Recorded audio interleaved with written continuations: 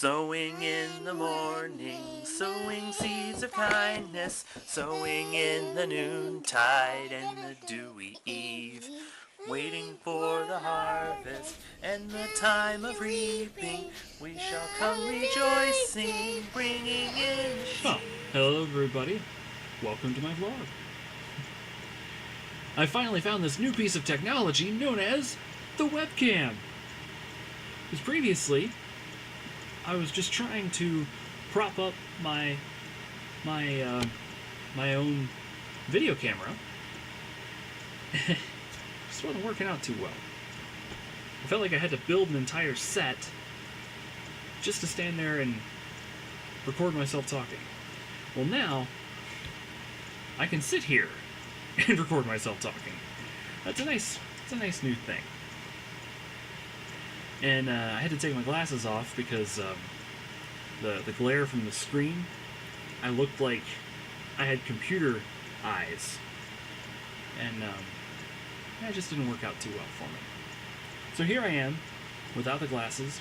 So you can almost literally say I'm running blind right now. And unfortunately, I was going to have a priest join me in my interview. He's a French Catholic priest, and his name is Father Adu. But he couldn't make it today. So without Father Adu, here I am to talk about what I actually came to talk about. Today's message is called Heart Conditioning. Now, for those of you who practice some sort of athletic discipline, such as boxing, or track running, or swimming, you name it, it's going to require some sort of cardiovascular conditioning. Why? Well, your heart's extremely important.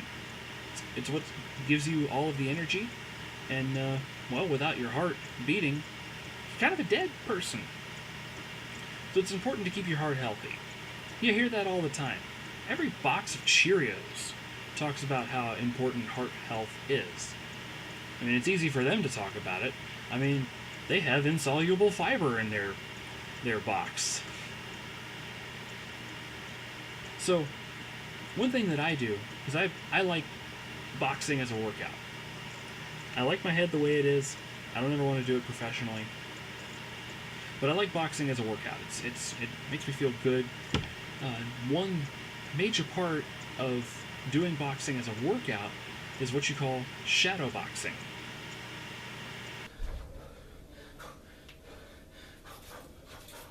Now, shadow boxing, as you can see, you're just standing there, you're in your stance, you're throwing punches into the air, you know, there's nothing there. You're not actually throwing it at anything. Usually what boxers will do is they'll visualize the target, and they're throwing the punch at it. Man, if that was a 3D, you'd have to duck. And most boxers will actually practice shadow boxing in front of a mirror, because that way when you're looking at yourself, you're throwing the punch, you can see where that punch is going. So shadow boxing is really good for getting your heart right, and it's also good for visualizing who you're actually fighting. It's a good reminder to think about what you're fighting for. So the same thing applies to evangelism. Because I'm sure you're wondering, what does boxing have to do with evangelism? I can use analogies with boxing all day long. But a very important thing with evangelism is what you call intercessory prayer. Intercessory prayer is probably one of the key aspects that ultimately leads to a healthy evangelistic appetite. Now, what it is you take time out of your day to pray to God for somebody. I mean, it should go without saying that you should pray to God anyway. I mean, after all, we have a personal relationship with God. So praying should just go without saying. I shouldn't have to tell you that. Yet here I am. just how these things go.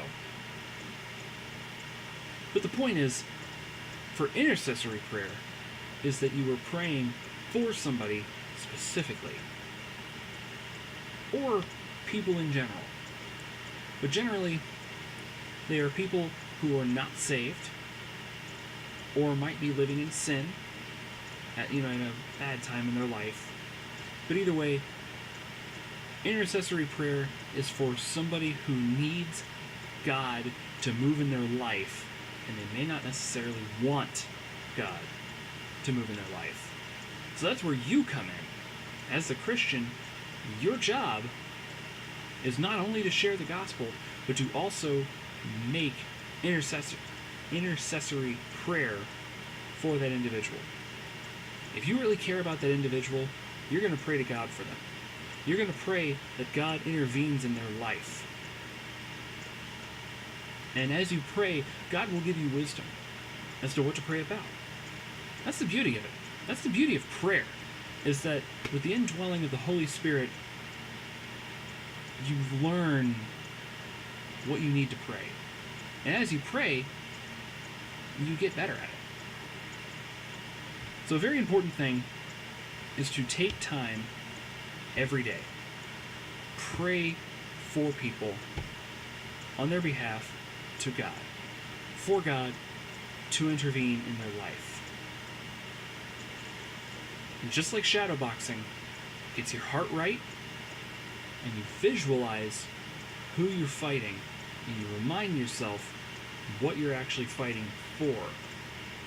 So for me, personally, I call intercessory prayer shadow evangelism. You're shadow evangelizing, where you may not be delivering the knockout blow, but you're going to be getting your heart right. Because praying for other people, you're reminding yourself of the fate of the ungodly. You're reminding yourself what's going to happen to somebody if they die in their sins. It's a scary thing. And if you are saved, you need to remind yourself where you once were. Because if you're saved, you had to have come to the realization that you were lost without God, and that you deserved to burn in hell forever if God were to give you justice. Christians, we can't let that happen to other people, especially if we care about them. So in doing so, you will overcome your fear in time. Whatever it is you're afraid of with evangelizing, you will overcome your fear because your heart's going to be right with God, and it's going to be in the right place for evangelizing. So it overcomes your fear. Next, it will give you an open mind for the Lord to give you opportunities. Because another thing that keeps people from evangelizing is they don't feel like they have time to evangelize. You might think, well, I work all the time, and when I'm not working, I'm at home. And if I'm not at home or working, I'm at church. And there's no need to evangelize at church, right? Well, not entirely. But when you pray to God, and you make yourself available, and you make sure your heart's in the right place, you overcome that fear, it's turned into courage. The next thing that's going to happen is that God is going to honor. He's going to honor your desire. He's going to honor your desire to reach out to the lost. And He will give you opportunities. It's going to happen. Even if you may be forbidden to reach out and evangelize at work, you may be fired for handing out a gospel tract on your break. It can happen. I know that was an oddly specific thing to say. It hasn't actually happened to me. For the record. Let the record so reflect. But you will find opportunities because God will honor intercessory prayer. To get your heart right. It's going to help you overcome your fear. because you're going to visualize what you're doing. You're going to get opportunities, and you're going to be able to pull through with them. Christians, no one is unsavable. This can be done, especially if you ask the Lord to intervene in people's lives. I mean, that's kind of how it works. You know, because none can be saved unless the Lord intervenes in their life. You know? Right? So nobody is unsavable. Don't you dare think that anybody is unsavable. Even if they don't want to be saved, the Lord can work on their heart. One time, I had a friend, my best friend in the entire world, actually, texted me saying, "Pray for our mutual friend. This person needs open heart." Now, it might have just been a little typo. I read the message very quickly, and I thought, oh dear, this person's going to be in the hospital getting their chest cut open and having their heart operated on. And I'm freaking out, and I'm texting everybody else, all my friends, hey, pray for so-and-so, pray for so-and-so, they're out, they need an open heart. And so everybody's freaking out. And I find out later on, no, Willie, this person is becoming more open to the things of God. So pray that they have an open heart. So that's why I'm calling this message Heart Condition. Because people need an open heart because they have a heart condition. And at the same time also, you need to condition your heart for evangelism. So this is really neat. I'm reminding you to fight until the bell rings. We shall come rejoicing, bringing in the sheaves. Great job, boys.